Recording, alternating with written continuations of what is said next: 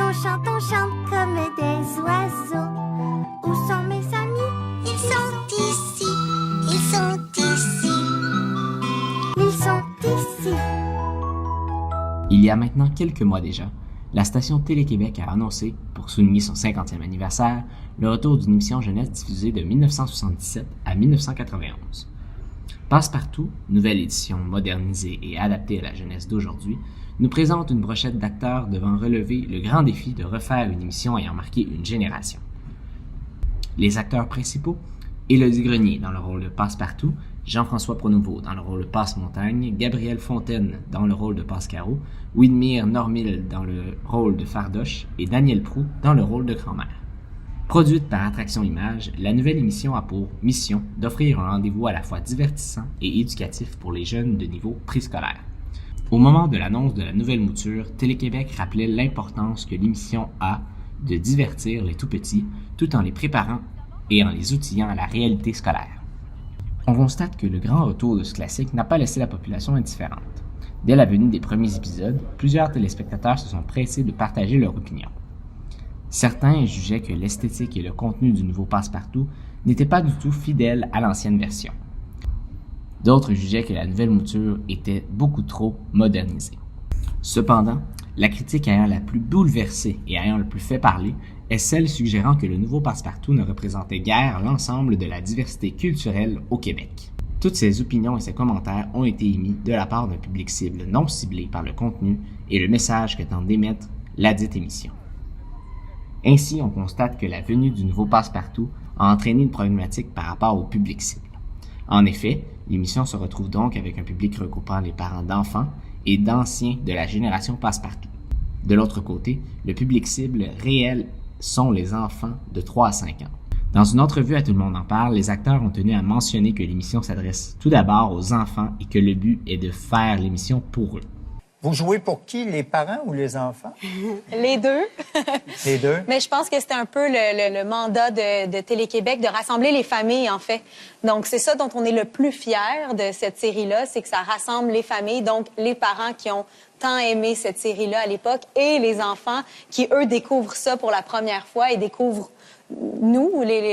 Pour eux, on est les seuls personnages de cette série-là. Bien entendu, le but de Télé-Québec était aussi de faire retrouver aux parents l'univers qu'ils ont connu et de le faire connaître à leurs enfants.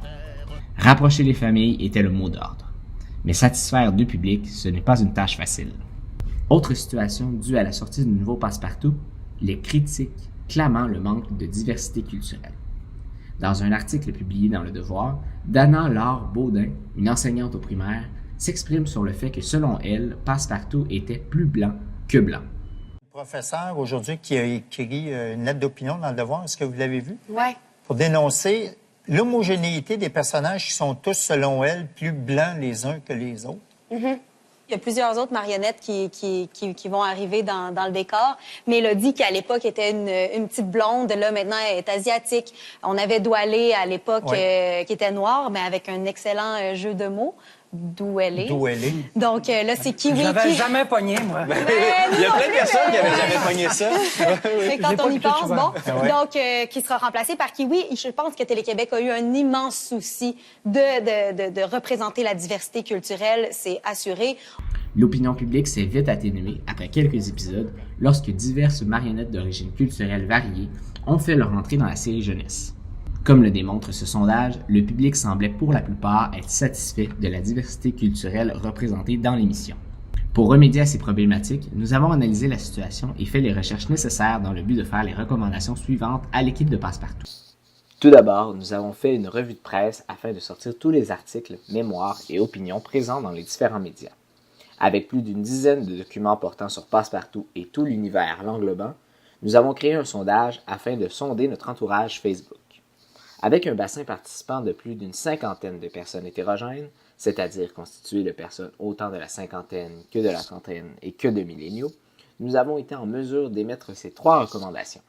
Premièrement, donner la parole aux acteurs dans les émissions de télévision et de radio populaire afin d'affirmer haut et clair que le public cible sont leurs enfants et que l'intention est de rapprocher les familles.